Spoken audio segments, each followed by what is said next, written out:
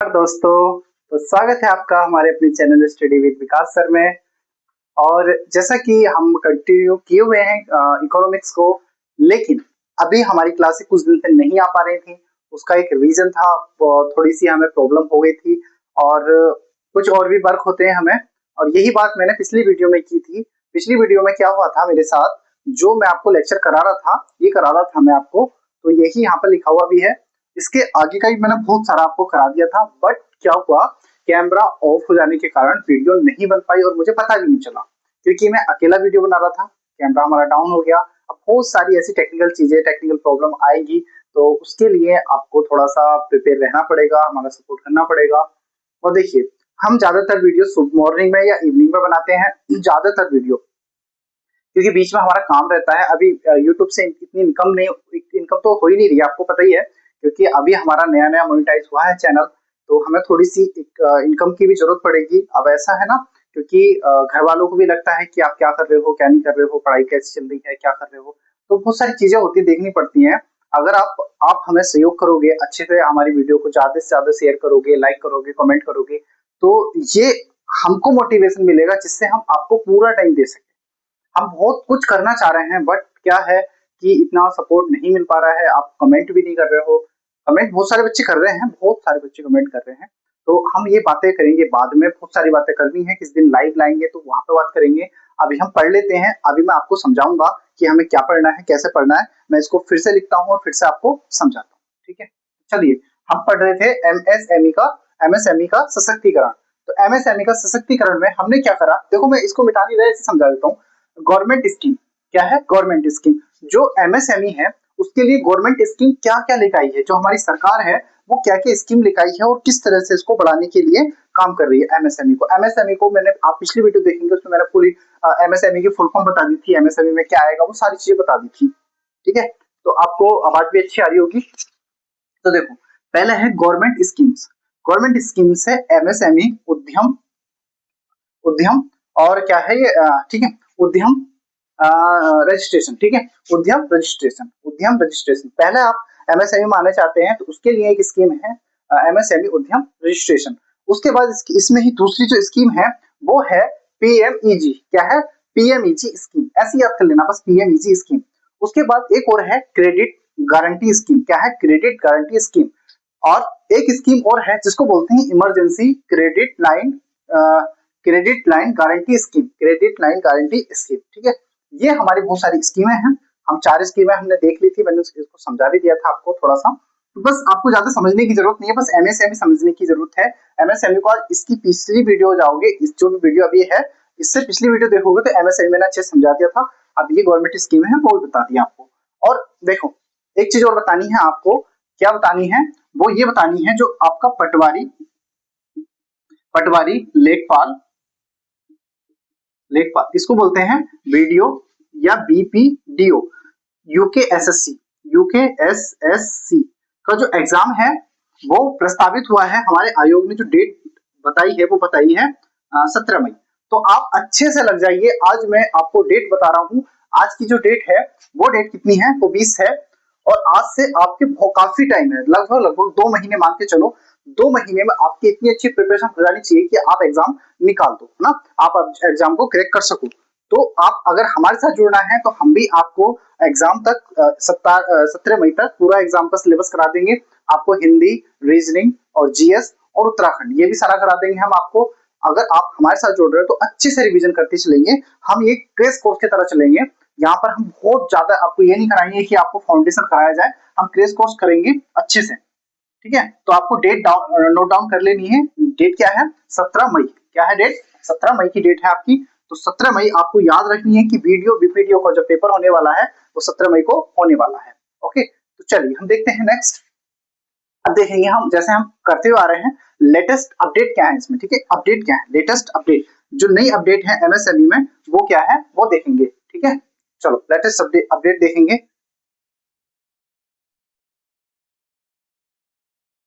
ठीक है। Latest update देखेंगे। देखो, पहली हमारी जो एमएसएमई है ना, सरकार एमएसएमई के लिए क्या क्या कर रही है, सरकार एमएसएमई के लिए क्या क्या कर रही है। तो सरकार के द्वारा, सरकार के प्रयास लिख लेंगे, सरकार के प्रयास, सरकार के प्रयास किसके लिए? एमएसएमई के लिए, एमएसएमई के लिए, ठीक है, सरकार के प्रयास एमएसएमई के, ठीक है, एमएसएमई के लिए। जैसे सबसे पहले हमें इसमें क्या होगा ना, सॉरी, चलो देखते हैं। जो डिजिटलाइजेशन है ना, डिजिटलाइजेशन, इसका क्या करना है? डिजिटलीकरण करना है। सबसे पहला सरकार कह रही है जो एमएसएमई है ना, उसका क्या करना है? डिजिटलीकरण करना है, डिजिटलीकरण, ठीक है, डिजिटलीकरण करना है। और उसके साथ साथ इसमें क्या करना है? जो क्रेडिट एक्सेस है ना, क्रेडिट एक्सेस, सरकार उसके लिए भी ला रही है कि क्रेडिट एक्सेस भी होना चाहिए। इसमें क्या होना चाहिए? क्रेडिट एक्सेस, क्रेडिट एक्सेस, ठीक है, क्रेडिट एक्सेस। एक और लिख लेंगे हम, सरकार जो कर रही है वो कर रही है एक्सपोर्ट प्रमोशन। जो एक्सपोर्ट होगा उसका प्रमोशन करने के लिए, किसका? एक्सपोर्ट का प्रमोशन के लिए, एक्सपोर्ट,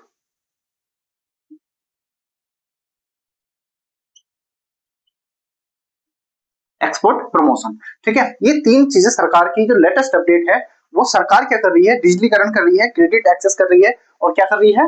एक्सपोर्ट प्रमोशन कर रही है। तो ये चीजें हम सरकार का हम देखते हैं कि सरकार इस पे भी जोर दे रही है। ये हमारी लेटेस्ट अपडेट है। अब हम देखते हैं, चलो एमएसएमई का क्या देख लेते हैं। अब देख लें इसके एग्जाम्पल कि एमएसएमई में क्या क्या चीजें आती हैं और एमएसएमई की क्या क्या एग्जाम्पल हो सकते हैं, ठीक है। चलो, एमएसएमई में क्या क्या चीजें आती हैं। तो जो वीडियो नहीं आ रही थी उसके लिए बहुत बहुत आपसे माफी मांगना चाहता हूँ। इतने दिन से हमारी वीडियो नहीं आ रही थी, 3-4 दिन से वीडियो नहीं आ रही है, तो उसके लिए बहुत बहुत मैं आपका क्षमा प्रार्थी हूँ। तो आप क्षमा करने का प्रयास करेंगे, ठीक है। चलो, हम नेक्स्ट अच्छे से पढ़ेंगे। और हमें याद रखना है ये भी कि हमारी 17 मई को एग्जाम है, और आपको बहुत बहुत बड़े बड़े ऑफर आएंगे कि हमारे यहाँ से पढ़ लो, इतने रुपए में है, ये है वो है। नहीं, कहीं से नहीं करना। जो भी चीज, अगर कोर्स भी खरीदना है तो मैं खरीदूंगा, जो भी चीज करनी है मैं करूंगा, आपको सिर्फ फ्री पढ़ना है, आपको आना है। अगर आप चाहते हो कि लाइव क्लास लाई जाए तो हम लाइव भी कर लेंगे, अगर आप चाहते हो कि ऐसे ही लाई जाए ऑफलाइन ही, और कमेंट करके बाद में आप उसका आंसर दे सकते हैं, तो हम ऐसे ही करते चलेंगे, ठीक है। चलो, अब देखेंगे हम क्या देखेंगे। नेक्स्ट पॉइंट हम देखेंगे एग्जाम्पल, इसके उदाहरण, ठीक है। देखो, उदाहरण में क्या आ जाते हैं ना, जैसे कि जो छोटे छोटे कारोबार होते हैं ना, एमएसएमई में क्या कहता है? छोटे छोटे कारोबार, जिसमें जैसे कि कपड़ा उद्योग, क्या आएगा? कपड़ा उद्योग, कपड़ा, कपड़ा उद्योग, ठीक है, क्या आएगा? कपड़ा उद्योग आएगा। इसमें छोटे छोटे और क्या आ जाएंगे? जैसे कि फर्नीचर, जो फर्नीचर का काम करते हैं ना, फर्नीचर, है ना, फर्नीचर जैसे लकड़ी का जो काम बनता है, फर्नीचर, हिंदी में लिख देते हैं फर्नीचर, फर्नीचर, ठीक है, फर्नीचर जैसे हो गया। अच्छा, एमएसएमई में हम जैसे हमारे ठेले लग जाते हैं ना, ठेले जो होते हैं, ठेले जैसे कि मोमो हो गया, जैसे ये बहुत सारे ठेले लग रहे हैं, मोमोज और बर्गर चाउमीन, ये चीजें जो ठेले लग जाते हैं छोटे छोटे, इसको भी एमएसएमई में हम डाल सकते हैं, ठीक है। अगर इसमें हम लिखते हैं हथकरघा, हथकरघा उद्योग, हथकरघा उद्योग, हैंडीक्राफ्ट, इसको बोलते हैं हैंडीक्राफ्ट, जो हैंडीक्राफ्ट आते हैं वो भी इसमें आ जाते हैं। और हम देखते हैं जैसे कि फूड प्रोसेसिंग, जैसे मैंने बताया ना, जो छोटे छोटे ठेले लग जाते हैं उनको भी बोल देते हैं फूड प्रोसेसिंग, है ना, food, food processing, food, food processing, ठीक है। ये भी सारी चीजें कहाँ आ जाती हैं? एमएसएमई में आ जाती है, ठीक। अब आपका जो 5 पॉइंट थे, 5 पॉइंट में से आप लास्ट आपका बचा है वैश्विक सप्लाई चेन, बस आपका लास्ट बचा है, उसके बाद हम नेक्स्ट टॉपिक स्टार्ट करेंगे, ठीक है। चलो, आपका जो भारतीय अर्थव्यवस्था की जो विशेषता, आपका इकोनॉमिक का जो पहला टॉपिक है, भारतीय अर्थव्यवस्था की विशेषता का जो पहला टॉपिक है, वो हम पूर्ण कर चुके हैं, मतलब पूर्ण करने वाले वैसे तो कर चुके हैं, लेकिन ये एक्स्ट्रा पॉइंट थे, मैंने सोचा कि आपको ये भी बता दिए जाए, ठीक है। पांचवा पढ़ेंगे, ठीक है, पांचवा टॉपिक देखेंगे, और उसको देखेंगे हम सप्लाई चेन, वैश्विक सप्लाई चेन, ठीक है। क्या देखेंगे? वैश्विक सप्लाई चेन में भारत का क्या भूमिका है, ठीक है, वैश्विक सप्लाई चेन में भारत की भूमिका। पांचवा है वैश्विक सप्लाई चेन में भारत की भूमिका, वैश्विक सप्लाई चेन में भारत की भूमिका हम देखेंगे, ठीक है, वैश्विक सप्लाई चेन में भारत की भूमिका।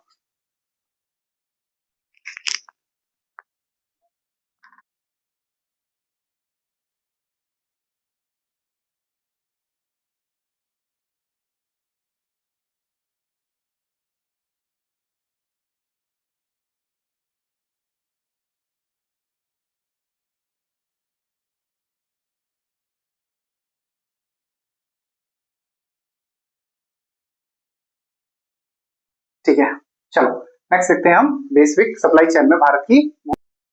ठीक है, तो देखो सप्लाई चेन होता क्या है पहले वो समझ लेते हैं, किस किस चीज से मिलकर सप्लाई चेन बनती है, किस किस चीज से मिलकर सप्लाई चेन बनती है। ठीक है, सप्लाई चेन, देखो सप्लाई चेन बराबर क्या क्या आएगा, देखो सप्लाई चेन में सबसे पहले क्या आना चाहिए, रॉ मटेरियल, क्या आना चाहिए, कच्चा माल, क्या आना चाहिए, कच्चा माल, पहला सबसे पहले कच्चा माल। सप्लाई चेन तभी तो बनेगी, किसी चीज को तुम आप सप्लाई करते हो, किसी चीज को आप बांटते हो, किसी चीज को आप फैलाते हो, तो सबसे पहले आपके पास रॉ मटेरियल होना चाहिए। रॉ मटेरियल क्या क्या होगा, रॉ मटेरियल का मैन्युफैक्चर होगा, क्या होगा, मैन्युफैक्चरिंग। मैन्युफैक्चरिंग का मतलब क्या होगा, उसका बनाना, उसकी उसकी चीज को बनाने का काम, है ना, तो मैन्युफैक्चरिंग होगा, मैन्युफैक्चरिंग। ठीक है, मैन्युफैक्चर होगा। अभी देखो, अभी हमारे क्या आया, कच्चा माल आया, उसके बाद मैन्युफैक्चरिंग किया, क्या ये सप्लाई चेन हो गई, नहीं हुई। इसके बाद लास्ट हमारा पॉइंट आता है एक्सपोर्ट, उसके बाद तुम कर दो उसको एक्सपोर्ट। एक्सपोर्ट एक्सपोर्ट करने के बाद उसको बोलते हैं निर्यात, निर्यात। ठीक है, करने के बाद क्या बन जाती है, सप्लाई चेन बन जाती है। आप कितना की कितना निर्यात कर रहे हैं उसको हम क्या कहते हैं, सप्लाई चेन बोलते हैं। चलो नेक्स्ट हम देखेंगे इसमें ही, है ना। देखो इसमें एक चीज समझ लेते हैं, इसमें पहले ये क्या होता है ना, पहले ये जो होता है ना, जो चैन होती है, पहले ये चैन जो होती है, इस चैन को क्या बोलते हैं, चैन डोमिनेटेड। क्या है, डोमिनेटेड चैन है। ये कैसी चैन है, ये एक डोमिनेटेड चैन है। डोमिनेटेड क्या करती है, डोमिनेट करती है। ठीक है, ये इसमें लिख लेंगे हम, यह एक डोमिनेटेड, यह चैन, यह चैन डोमिनेटेड, डोमिनेटेड चैन है। कैसी चैन है, डोमिनेटेड चैन है। ये कैसी चैन है, डोमिनेटेड चैन है। जो ये वाली चैन है ना, जो हमने सप्लाई चैन बनाई है, सप्लाई चैन, कच्चा माल आएगा, रॉ मटेरियल आएगा, रॉ मटेरियल बाद मैन्युफैक्चरिंग होगा, उसके बाद जो एक्सपोर्ट होगा, इसको ही हम क्या कहते हैं, डोमिनेटेड चैन। ठीक है, देखो लेकिन क्या होता है ना, लेकिन जो अब देश है ना, जो मतलब, लेकिन अब जो देश है ना, लेकिन कई देश, अब जो देश है ना, लेकिन कई देश क्या है, जो चैन होती है ना, चैन प्लस जो उनकी स्ट्रेटजी होती है, एक स्ट्रेटजी अपना रहे हैं ना, एक अपनी अपनी नई स्ट्रेटजी बना रहे हैं। मतलब जो अभी के टाइम पे जो कई देश हैं, वो कई देश चैन दे रहे हैं, मतलब जो उनकी सप्लाई चैन है, सप्लाई चैन के साथ एक प्लस स्ट्रेटजी बना देते हैं। एक स्ट्रेटजी बना रहे हैं, मतलब अलग अलग स्ट्रेटजी बना रहे हैं अपने अपने की, है ना। क्या बना रहे हैं, स्ट्रेटजी बना रहे हैं, स्ट्रेटजी मतलब रणनीति बना रहा है, सप्लाई चेन कैसे होगी, सप्लाई कैसे होगा, उसके लिए एक स्ट्रेटजी बना रहे हैं, मतलब रणनीति बना रहे हैं। और ये रणनीति हम लिख लेते हैं, कैसे रणनीति बना रहे हैं, कौन कौन से देश हैं इसमें शामिल, जैसे ना, है ना। ठीक है, अब यहाँ पर एक चीज और लिख लेते हैं, जो चैन है ना, ये डोमिनेटेड चैन है, लेकिन किसकी चैन है, ये है, ये लिख रहे हैं, यह एक, यह चैन, यह चैन, यह चैन अमेरिका की, सॉरी चाइना की, यह चैन चाइना की है, चाइना की है। जो डोमिनेट कर रही है ना, जो जो डोमिनेट कर रही है, वो चैन जो डोमिनेट कर रही है, वो चैन किसकी है, वो है अमेरिका की, है ना, सॉरी चाइना की। चाइना ही डोमिनेट करता है, सबसे ज्यादा जो डोमिनेट करता है, डोमिनेटेड जो चैन है वो किसकी है, चाइना की है। अब इसमें आप समझ लेंगे कि चाइना की क्या स्ट्रेटजी है, जैसा कि देखेंगे, China, China plus one strategy, रणनीति लिखेंगे हम, एक रणनीति, रणनीति। ठीक है, क्या है, रणनीति। चाइना है, चाइना प्लस वन रणनीति, क्या है, एक रणनीति, एक स्ट्रेटजी लेके चल रहा है चाइना, है ना। देखते हैं हम, इसके बाद हम नेक्स्ट लिखेंगे, हम इसको ना थोड़ा सा कन्वर्ट करके देखते हैं कि सप्लाई चेन में क्या है, चाइना कैसे डोमिनेट कर रहा है, या फिर क्या कर रहा है कि कोई और दूसरे कंपनियां किसी और दूसरे के देश के पास भी जा रही है। जैसे कि कंपनियां चीन के अलावा दूसरे देश में नहीं, कंपनियां, इसमें लिखेंगे कंपनियां, कंपनियां चीन के, चीन के सिवा, चीन के अलावा, अलावा दूसरे दूसरे देशों में भी में भी मैन्युफैक्चरिंग मैन्युफैक्चरिंग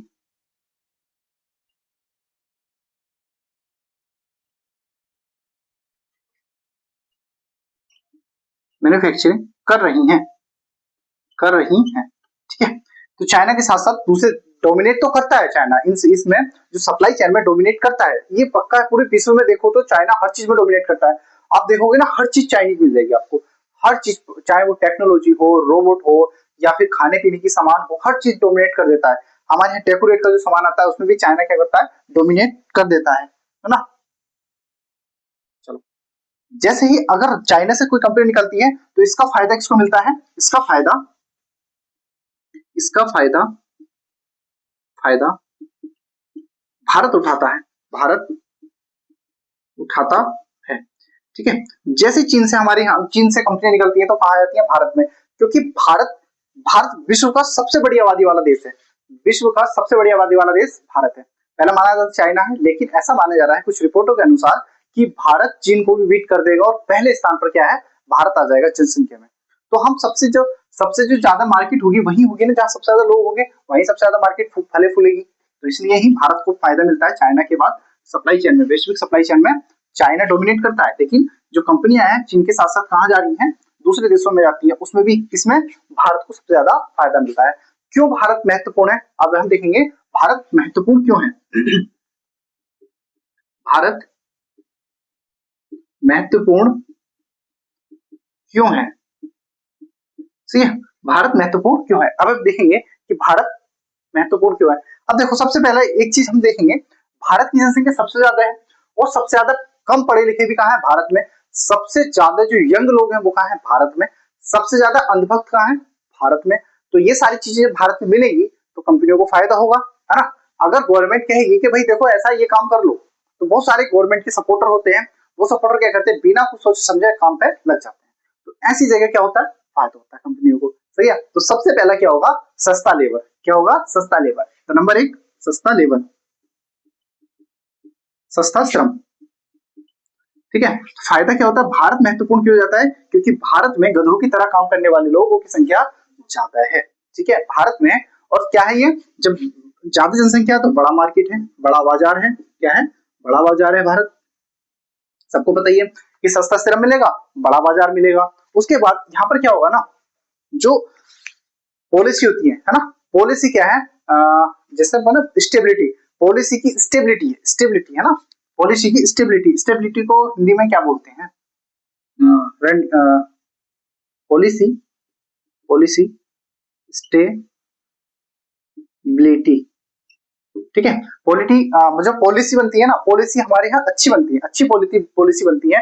उसके बाद क्या है ना, जो स्ट्रक्चर है, स्ट्रक्चर ग्रोथ होती है। यहाँ पर क्या होता है, स्ट्रक्चर, या फिर जो वो होता है ना, ठीक है, यही चीजें हैं हमारे यहाँ पर जो फायदा होता है। जैसे एग्जांपल देखेंगे, भारत में जो मैन्युफैक्चरिंग बढ़ रही है ना, भारत में एग्जांपल देखेंगे हम, एग्जांपल देखो, अभी जो भारत में जो मैन्युफैक्चरिंग है ना वो बढ़ रही है। भारत में क्या हो रहा है ना, भारत में भारत में जो निर्माण है ना, निर्माण बढ़ रहा है। आपने सुना होगा कुछ टाइम पहले, है ना, कुछ टाइम पहले सुना होगा, जैसे कि एप्पल की कंपनियां भारत में आ रही है ना, एप्पल की कंपनियां भारत में आ रही है। एप्पल मतलब आईफोन, प्रोडक्शन भारत में कर रहा है ना, एप्पल एप्पल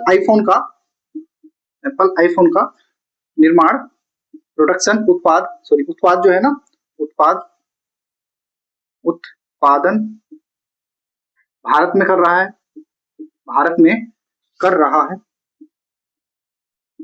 ठीक है, जो एप्पल कंपनी है, अब एप्पल कंपनी है, एप्पल की आईफोन कंपनी जो है, उसमें वो जो निर्माण कर रही है आईफोन का, वो कहाँ कर रही है, भारत में उत्पादन करने लगी है। उसके बाद जो सेमीकंडक्टर होता है ना, आपने सुना होगा सेमीकंडक्टर जो प्रोजेक्ट है वो भी भारत में आने लगा है। सेमीकंडक्टर अर्धचालक,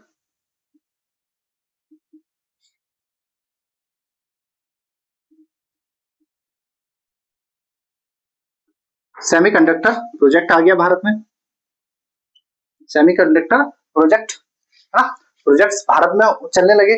तो ये भी हम देखते हैं कि वैश्विक सप्लाई चेन में कहीं ना कहीं भारत भी क्या हो जाता है, बहुत ज्यादा इंपोर्टेंट हो जाता है। उसके बाद जो इलेक्ट्रॉनिक चीजें हैं, जैसे इलेक्ट्रॉनिक मैन्युफैक्चरिंग भारत में होने लगी है, electronic manufacturing, electronic manufacturing, electronic manufacturing,